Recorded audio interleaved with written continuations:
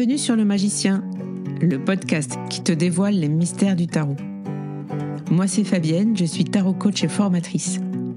Sur ce podcast, je souhaite partager avec toi mes connaissances sur la pratique du tarot et des discussions passionnantes avec mes invités experts. Que tu sois curieux, débutant ou déjà passionné, ce podcast est fait pour toi. Alors, si tu es prêt ou prête à me suivre, c'est parti pour l'épisode du jour.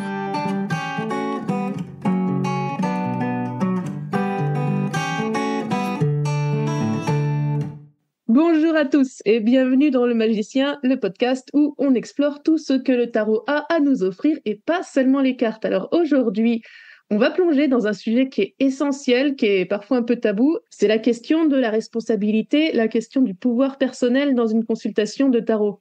Et ça, c'est un sujet vraiment intéressant parce que on est toujours, nous, en tarot, dans la tension avec la divination, parce qu'il y a toujours cette image que le public a des cartes comme des choses qui vont lui dire ce qui va arriver, des choses qui vont dire ce qu'on doit faire, ce qu'on doit penser à la limite.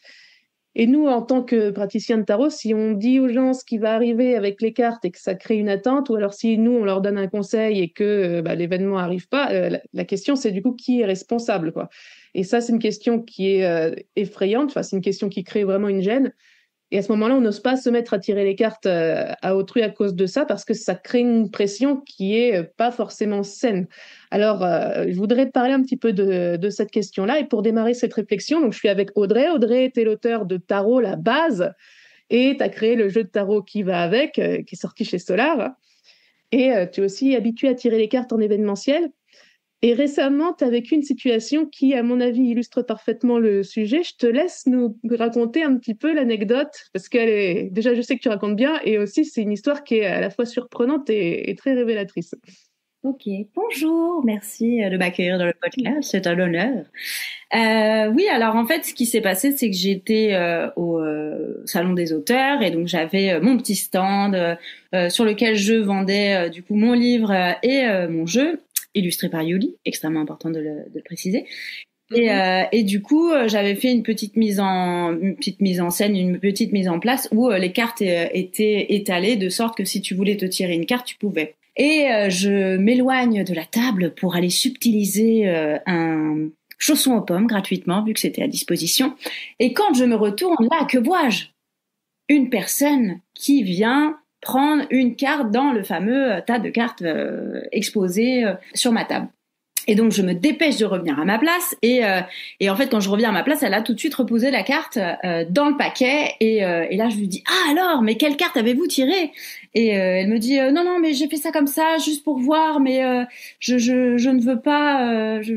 Non, mais c'était peut-être pas la bonne manière de faire. C'est mieux si c'est vous qui me tirez les cartes et tout ça. » Mais je lui dis « Non, dites-moi ce que vous avez tiré. » Bon, elle me retourne quand même la carte, finalement, elle me dit « Ah j'ai eu celle-ci », et donc c'est la carte du 10 de bâton.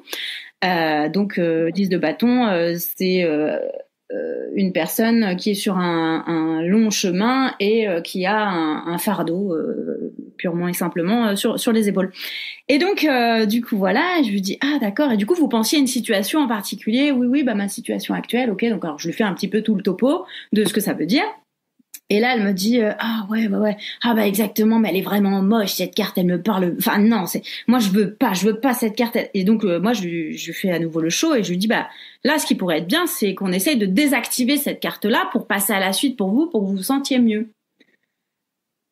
Et elle me dit OK, mais est-ce que vous pouvez tirer la carte s'il vous plaît? Et je dis non, vu que vous avez tiré la première carte, vous allez tirer la seconde parce que c'est important que ce soit vous qui trouviez la solution à votre problème. Et elle me dit ah oui, mais si c'est moi qui tire la carte, c'est moi qui prends la responsabilité. Or là, moi, ce que je veux, c'est que ce soit vous qui preniez la responsabilité en tirant cette carte-là, parce que pour moi, ce sera plus facile si c'est vous qui me dites tu dois faire ça, tu dois faire ci, c'est comme si que ça va arriver, c'est comme ça que ça va arriver. Et donc, d'habitude, c'est quelque chose qui est assez entre guillemets intériorisé. Enfin, les gens quand par définition, souvent quand ils viennent tirer les cartes, c'est pour justement remettre la responsabilité soit au destin, soit à la personne en face d'eux. Et du coup, c'est pas conscientisé. Or là, c'était clairement conscientisé et je trouvais ça incroyable parce que Enfin, je crois que c'est la première fois en fait quelqu'un me dit ça depuis 2018 quoi. Donc voilà. Oui, ça c'est un peu une attitude que beaucoup de gens ont, mais que personne n'arrive trop à soit à conscientiser, soit à exprimer. Et là, cette dame-là, elle l'avait exprimé de façon hyper claire. Ouais, exactement. Ouais. Et du coup, c'est assez drôle parce que entre-temps, j'ai re-rencontré d'autres gens, dont une dame qui me dit la phrase. Enfin, moi, en gros, si tu veux, là, donc je fais principalement de l'événementiel, donc les gens ils viennent sur un temps hyper réduit. C'est soit 5 minutes, soit 15 minutes, allez 20 minutes maximum. Donc en fait, il faut aller un peu droit au but. Donc les gens ont le choix soit de poser une question, soit c'est moi qui leur fais le tirage que j'ai envie de faire. Donc là, vu qu'on est fin d'année, début d'année, voilà, c'est le moment de faire le bilan. Et donc là, je lui dis, ok, qu'est-ce que vous voudriez savoir? Est-ce que vous avez des questions? Et là, elle me dit la phrase incroyable qui est, je cite, poser des questions, c'est prendre le risque d'avoir des réponses. Mais c'est génial, c'est génial. Alors non seulement elle m'a dit ça, mais en plus elle a enchaîné avec le fait de, je préfère que ce soit vous qui tiriez les cartes parce que j'ai peur de me tromper et de pas choisir la bonne. Alors du coup, en fait, quand t'es face à ça, je veux dire comment j'ai géré le truc, quoi. Comme ça, ce sera plus simple. Est-ce que, j'espère, je pense que c'est la meilleure façon, une bonne façon de gérer. C'est que, déjà pour commencer, je lui ai dit, ok. Donc vous n'avez pas spécialement envie d'obtenir des réponses sur tel ou tel sujet. Enfin, vous n'avez pas de questions bien précises. Vous venez quand même, madame. Voilà, mais bon, elle était un peu paniquée. Donc là, je lui dis, écoutez, je vais faire ce que je fais à tout le monde. Donc comme ça, si tu veux, ça rassure. Vous êtes comme tout le monde. Je vous fais ce que, voilà, on fait à tout le monde. Donc voilà. Ouais. Et après, pour justement continuer sur le truc de la responsabilité, c'est-à-dire pas tout rejeter sur la personne qui tire les cartes, je lui dis, on va faire 50-50. C'est-à-dire que vous allez me tirer 4 cartes. N'importe comment, n'importe où, comme vous voulez, et vous les disposez n'importe comment, et après c'est moi qui vais les placer aux emplacements. Comme ça, on l'a fait ensemble. Donc après, tu vois, la personne, elle était en mode, ok, du coup, c'est pas que moi qui l'ai fait, on l'a fait ensemble, mais en même temps, c'est pas que moi non plus qui l'ai fait, quoi. Mais au moins, elle se sentait pas sur la sellette, quoi. Ah ouais, non, pas du tout. Mais c'est vrai qu'au départ, le truc de oui, poser des questions, c'est obtenir des réponses. Il y en a même une carrément qui juste après m'a dit, ouais, j'ai bien une question, mais j'ai pas envie de savoir, j'ai pas envie de connaître la réponse, donc je préfère pas la poser. Au moins c'est honnête, quoi, tu vois. C'est honnête et en même temps c'est réfléchi, parce que ce qui est intéressant dans ces anecdotes-là, c'est que c'est des personnes qui savent poser des mots hyper clairs sur ce qu'elles ressentent déjà. Oui, parce qu'il y en a, ils réfléchissent pas de cette manière-là, et là, pour le coup, je trouvais que ça changeait en fait par rapport à ce qu'on a l'habitude de voir. Donc, ouais. Mais parce que je trouve qu'il y a deux choses qui sont vraiment importantes dans ce que tu nous racontes là, c'est que déjà le danger qu'il y a pour nous, parce que ça fait peur quand on est face à quelqu'un qui a des attentes démesurées comme ça. Et ça nous fait peur parce qu'on se dit, oh là là, en fait, si je dis à la personne quoi faire, elle va le faire. Oui. Si je dis une bêtise et qu'elle fait une bêtise et que ça la dessert, je serai responsable. Donc ça, c'est hyper dangereux parce que déjà, nous, on tire les cartes, tu vois. Donc ça veut dire que, par exemple, si la personne va nous demander un conseil financier, on n'est pas compétent. Si la personne nous demande un conseil thérapeutique, on n'est pas compétent. Si la personne nous demande un conseil immobilier, pareil, tu vois. Donc, moi, je suis vraiment de l'avis que le tireur de cartes, c'est le battleur, c'est celui qui se met un peu sur le côté pour te donner un autre point de vue, mais c'est pas quelqu'un qui sait faire, quoi. Donc, le fait de demander au tarologue, au tireur de cartes, d'être dans la position d'un oracle un petit peu tout puissant, déjà c'est hyper dangereux parce que ça veut dire que tu t'en remets à quelqu'un dont c'est pas le travail. Et surtout, nous, en tant que tireurs de cartes, pour nous, c'est hyper dangereux parce que imagine qu'une personne, si à un moment quelque chose déconne, elle va se retourner contre toi, quoi. Parce que vous m'aviez prédit qu'il allait se passer telle ou telle chose, et du coup, vous m'aviez prédit que j'allais avoir le poste, et du coup, j'ai quitté mon travail et j'ai pas eu le poste, donc du coup, je suis au chômage et c'est de votre faute, etc. Et ça peut même aller loin parce que quand les gens sont vraiment mal, ça peut poser des sacrés problèmes. Donc, je pense que c'est vraiment important qu'on lance la discussion de comment traiter ça, comment poser nos limites. Et je trouve que c'est super important c'est vraiment intéressant ce que tu as amené quand la personne t'a dit qu'elle avait peur de ne pas choisir la bonne carte et que tu as fait un peu un tour de passe-passe justement parce que je trouve que tu as vraiment fait un truc de battleur aussi parce que toi, ta limite, je sais qu'elle est très claire, toi tu fais du tarot psychologique, donc le but c'est que les gens aient les cartes en main. Donc c'est pour ça moi aussi j'ai dans ma pratique l'habitude d'inviter la personne à tirer les cartes parce que pour moi, symboliquement, ça me permet de signifier que c'est elle qui a les cartes en main, c'est elle qui fait ses choix dans sa vie, dans son destin, et que c'est pas moi, justement, pour casser un petit peu ça. Mais là, tu étais face à une personne qui était trop angoissée pour que ça marche. Ouais. Et du coup, plutôt que... Enfin, tu vois, c'est de l'angoisse qui passe là. Et du coup, plutôt que d'insister, lui dire non, madame, c'est vous qui êtes responsable, ce qui aurait immédiatement accru son angoisse, ou plutôt que de te coucher et de dire ouais, ok, je vais faire un truc de divination qui n'est pas dans mes limites, qui n'est pas dans ma zone de confort, tu as trouvé un peu la troisième voie qui était on va collaborer.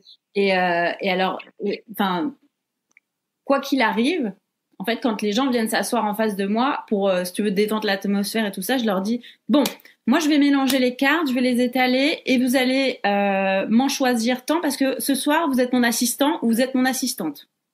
Tu vois, c'est et pas donc mal. ça commence comme ça. Et puis, alors, la dernière fois, il y avait un monsieur, voilà, je lui fais le topo, mais tu sais, les hommes sont pas très causants, hein, souvent. Et donc lui, il était pas très causant, mais tu sais, tu vois sur le côté si ça parle ou pas. Tu vois, il y a des petits signaux, il y a des petits trucs. Et puis bon, bref, à la fin, ce que j'aime bien faire, donc outre le fait de effectivement les faire choisir sans leur dire je vous rends la responsabilité, blablabla, bla bla, parce que de toute façon, ça pareil, c'est un autre sujet. Donc, enfin, on a déjà eu débat là-dessus où je t'ai demandé plein de conseils sur le fait de moi je fais du tarot psychologique et pas de la voyance. Bon, ça sert à rien de le dire, mais ça, ce sera un autre truc juste après. Et du coup, pour finir la consultation, qu'est-ce que je fais donc là, je vais parler des copains de Sae qui ont fait un parfum qui s'appelle Prédiction. Et en gros, ce que je dis aux gens, c'est une fois qu'on est vraiment d'accord sur tout ce qui s'est dit sur le tirage, je dis ok, est-ce que vous êtes d'accord avec là, est-ce que machin, est-ce que ça vous va, est-ce que bidule, est-ce que vous vous sentez prêt à appliquer les conseils éventuellement que le tarot vous a donné en fonction de votre situation, blablabla, en mettant tous les disclaimers et autres coussins amortissants tout autour pour être sûr de bien baliser le terrain. Et là, je leur dis ok, et afin d'ancrer cette prédiction, je vous propose de porter Prédiction, le parfum, et comme ça fera un ancrage olfactif, et vous vous en souviendrez toute la soirée, vous reniflerez, et du coup, vous imprégnerez de la prédiction, et blablabla, blablabla. Ça fait un peu comme un espèce d'acte symbolique de je m'engage à faire ce qu'il y a de mieux pour moi, quoi, tu vois, pour la suite. Sachant que c'est pas explicite, quoi, parce que moi, je suis vraiment de l'opinion que quand une personne essaye de se décharger de sa responsabilité sur toi, c'est parce que sa responsabilité l'angoisse. Je pense qu'elle a complètement raison parce que la responsabilité, c'est hyper angoissant. Voilà, donc une fois que tu as compris que c'est de l'angoisse qu'il y a derrière et que cette angoisse, on l'a tous, expliciter parce que tu parlais tout à l'heure du fait qu'on avait causé de comment amener un peu l'idée de tarot psychologique. L'expliquer de façon explicite, ça marche pas. Parce que soit ça va aviver les angoisses des gens, ou tu vas leur parler de leurs responsabilités, ils vont faire oulala. Soit de toute façon, ils sont dans une demande un peu divinatoire, donc ils vont pas écouter du tout et ça va complètement pas percuter. Donc c'est un peu du temps perdu, quoi. Donc, à mon avis, expliciter le fait qu'on attend d'eux qu'ils soient responsables, déjà, c'est contre-productif parce que c'est angoissant et en plus, c'est pas respectueux parce que c'est contrôlant, tu vois. Par contre, ce qu'on peut faire de bien en tant que tireur de cartes, c'est vraiment un truc de battleur, quoi. Moi, j'ai très fortement l'habitude que quand quelqu'un arrive en posant une question divinatoire, je lui dis ouais, ok, aucun problème. Je lui glisse un tirage psychologique, ça marche super bien. La personne, elle fait ah ouais, je comprends, etc. À la fin, elle n'a pas eu de prédiction. Elle a compris ce qui se passait dans sa vie et ce qu'elle pouvait y faire, mais alors la prédiction Tintin, et elle est super contente. Oui. Parce que je l'ai fait passer un petit peu comme un ninja, tu vois. Et ça, on en parle aussi souvent sur la question de reformuler la question ou pas, tu vois. Ça, c'est une limite quand on fait du tarot psychologique. La personne, elle dit, est-ce que mon ex va revenir? Ben, qu'est-ce que je fais? Ah, c'est une question fermée, c'est une question future. Est-ce que je l'amène à reformuler sa question? C'est-à-dire, est-ce que je lui dis ta question est fausse? C'est compliqué, quoi. Sauf si la personne est dans une optique d'apprentissage, de tirer les cartes et de comprendre. Tu vois, si elle veut se tirer les cartes à elle-même, là, il y a un intérêt, je pense, effectivement, à reformuler la question. Enfin, oui, je pense que ça distingue deux trucs. C'est si la personne, enfin, tu vois, ou pourquoi les gens insistent tant, enfin, tu vois, dans les livres, les formations en tarot psy, pourquoi on insiste sur le fait de reformuler la question, c'est parce que souvent les gens vont se tirer les cartes à eux-mêmes, donc ça va être un peu tarot journaling et machin. Donc introspection. Et là, ça a de l'intérêt parce que vu que c'est toi qui introspective, enfin, t'as compris le mot? Introspectesse. Ouais, voilà. Là, ça a un intérêt parce que tu vas pas te mentir à toi-même d'aller te raconter l'histoire de pourquoi ton ex va revenir, quand est-ce qu'il va revenir et machin. Tu vois. Donc voilà. Et après, quand c'est nous, qu'on vient, enfin, qu'un consultant ou une consultante lambda vient demander à un tarologue est-ce que mon ex va revenir, ouais, effectivement, tu prends la carte comme elle vient, tu dis bon, on va pas la traiter exactement comme là tu l'as posée, tu vois, juste pour quand même aussi qu'il n'y ait pas de déception derrière, parce que c'est comme les questions immobilières, est-ce que ma maison va se vendre? Bah, surtout que le tarot sert pas à ça, quoi. Oui. Donc, mais en même temps, bah, c'est quand même la question de la personne, donc faut quand même la traiter parce que c'est ses angoisses, blablabla, blablabla. Tu dis bon, je vais pas, je vais pas traiter la question exactement comme là tu me la poses, mais si tu me permets, je vais te faire quelque chose, enfin, je vais te proposer un tirage, et puis on va regarder ensemble comment est-ce que on peut t'aider à réfléchir là-dessus ou avancer là-dessus. Paf, tu fais le bazar. Et après, tu vois comment ça se passe. En général, ça se passe bien parce que, bah, comme tu dis. Tu prends par la main le consultant, tu l'amènes d'un truc divinatoire à un truc où finalement il se regarde lui-même et comprend toute sa situation et ça l'aide à avancer. Mais c'est une perte de temps en fait. Enfin, j'ai essayé, tu sais bien en plus, plein de fois, je t'en ai parlé. Donc j'ai essayé d'expliquer. Non, mais moi je fais du tarot psychologique, vous comprenez, donc ça ne sert strictement à rien. Les gens. Oui, ça rentre pas. Quand la question est divinatoire, les gens ils entendent ce qu'ils veulent entendre, donc du coup ça rentre pas du tout. Non, quoi. Voilà, c'est que à la fin. Ben, tu vois là en début de semaine, j'ai eu une dame qui me dit vous tirez les cartes, blablabla. Ah, maman aussi tire les cartes. Vous tirez quel tarot? Bon, je pense qu'elle devait être aisée cette dame. Et du coup, je lui dis un tarot de type Rider-Waite-Smith. Et là, elle me dit donc ce n'est pas le tarot de Marseille. Mais tu vois, genre nous, pas le vrai. Ouais, nous on est. Et donc la dame me dit maman aussi fait ça machin, mais du coup vous faites quel type de tirage? Un passé, présent, futur, c'est ça? Mais comment ça marche exactement? Et donc je lui dis bah écoutez, ce que je vous propose, c'est que je vais vous faire le truc, puis vous allez me dire si c'est la même chose ou pas, et à la fin je vous dirai ce que je fais, comment je le fais, si vraiment ça vous intéresse, quoi. Bon, bref, je fais mon bazar. Terminado. Donc la fille, je vois que ça lui parle. Tu sais, elle fait genre, ça aussi, ça, c'est les gens, ils essayent de retenir leur rictus, leur mimique de visage. Mais on voit les micro-expressions du visage, on le voit, pas à nous. Donc du coup, tu sais, pour genre, je ne veux pas donner la moindre information, il ne faut pas qu'elle soit influencée parce que ce que je vais dire, comment je vais réagir et tout ça. Mais bon, c'est quand même ce qui contribue aussi à ouvrir le dialogue, à ouvrir l'échange. Et bon, bref, on termine le tirage, donc j'en conclus que ça lui parle. Et à la fin, elle me dit mais du coup, en fait, vous, ce que vous faites, c'est que vous donnez principalement des conseils, quoi. Je dis ouais, et puis je vous aide à mieux comprendre la situation. Ouais, non, c'est pas mal. Elle dit ouais, c'est un peu différent de ce que fait ma mère. Non, en fait, finalement, c'est un peu la même chose. Hein. C'est la même chose. Donc, oui. Tu vois, finalement, elle a conclu par non, en fait, finalement, c'est à peu près la même chose. comme quoi la démonstration, ça marche mieux que le fait Voilà, c'est ça. de donner un cours de tarot. Ouais, donc la moralité de tout ça, c'est que j'ai arrêté d'expliquer ce que je fais parce que même à la fin, tu vois, une fois qu'on a terminé ce bazar-là, elle me dit, faut quand même un don pour faire ça. Je dis, oui, c'est vrai que avoir de l'imagination, ça m'aide quand même beaucoup. Voilà mon don. Moi, ce que j'aime bien faire quand j'ai une question divinatoire aussi, alors tu parlais du fait de pas décevoir les gens, mais pour moi, c'est plus important de pas me décevoir moi-même, j'ai envie de dire. Si j'ai une jeune femme qui vient et qui me dit, je voudrais savoir si mon ex va revenir, je lui dis, OK, je vais te montrer le type de tirage que je peux te proposer. Alors, on va mettre une carte pour te représenter toi, on va mettre une carte pour représenter tes besoins. Et tout un tas d'autres cartes. Et là, je le constate à chaque fois. Hein, c'est vraiment... Donc la question de la déception ne se pose pas, quoi. Je le constate à chaque fois. Dès que j'évoque l'idée de pouvoir parler de ses besoins, là, il y a un truc qui se passe. Tiens, c'est vrai, on peut en parler, alors que dans ma question, je pensais absolument pas à moi. Dans ma question, je pensais absolument pas à ce dont j'ai besoin. Dans ma question, je pensais absolument pas à ce que je veux. Je pensais à mon ex.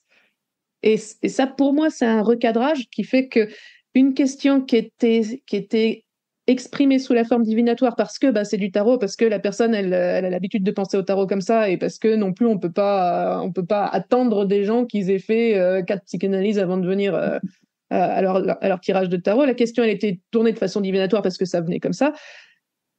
Là la personne elle commence à s'engager d'elle-même dans la réflexion. Donc moi, quand je fais un tirage comme ça, c'est très clairement un tirage divinatoire. À la fin, en effet, on n'a pas répondu à la question est-ce que le mec va revenir, oui ou pas. On a répondu par contre à une question qui est vachement plus intéressante à mon avis, c'est est-ce que je veux que mon mec revienne ou pas. Ouais. Et en général, c'est pas oui. Hein. Et voilà. Et du coup, moi, ce qui me paraît vraiment amusant dans une technique comme ça, c'est que la question de la responsabilisation, elle est là. Hein. Elle n'est pas rendue explicitement, mais dans les faits, on accompagne pour que la personne puisse se la récupérer. Quoi. De toute façon, quand tu leur dis clairement, ça ne fonctionne pas. Et comme tu disais juste avant, c'est effrayant. Enfin, quelque part, il y a un truc d'effrayant. Donc, forcément, les gens vont dire non. Et encore plus quand tu es en soirée. Je veux dire, les gens ne sont pas là. C'est pas forcément le lieu ni l'ambiance. Non. Mais c'est vrai que tout ça, moi, ça me conforte dans l'idée que le tarot, c'est que des tours de passe-passe, quoi, au final. Hein. Parce que on a des cartes, on fait pas des tours de cartes, tu vois. Mais déjà, on arrive avec une idée qui est hyper forte, c'est on va raconter ta situation en tirant des cartes au hasard. Déjà, c'est absurde. Et ensuite, on raconte des histoires parce que tu disais, oui, moi, mon don, c'est l'imagination. Ouais, c'est de la narration, le tirage de tarot. Et à partir de là, il y a une espèce de magie qui se met en place qui fait que ça va parler à la personne et qu'elle va en tirer elle-même quelque chose pour elle parce que c'est la personne qui rebondit sur ce que nous, on fait qui fait le tirage. En fait, c'est pas nous, quoi. Ouais, non, clairement pas. Mais quand même, les gens ont du mal encore un peu de mal, enfin, ceux qui sont pas dans le milieu, on va dire, à faire la distinction. Enfin, tu vois, ils sont encore bloqués sur cette histoire de don. On a encore du taf là-dessus, quoi. On a encore du taf, mais on peut continuer de le faire joyeusement. Oui, voilà. bien sûr, évidemment. Ouais. Bon, merci Audrey. Où est-ce qu'on peut te retrouver sur les réseaux, sur tout ça là ? Eh bien, Aura Clinzel, sur Insta, YouTube, TikTok, Facebook, au pôle Nord, le Minitel, partout. Et en librairie avec ton livre Tarot, la base, et le jeu qui va avec, illustré par Yuli, et on mettra les liens en dessous de l'épisode. Merci Audrey. Merci beaucoup.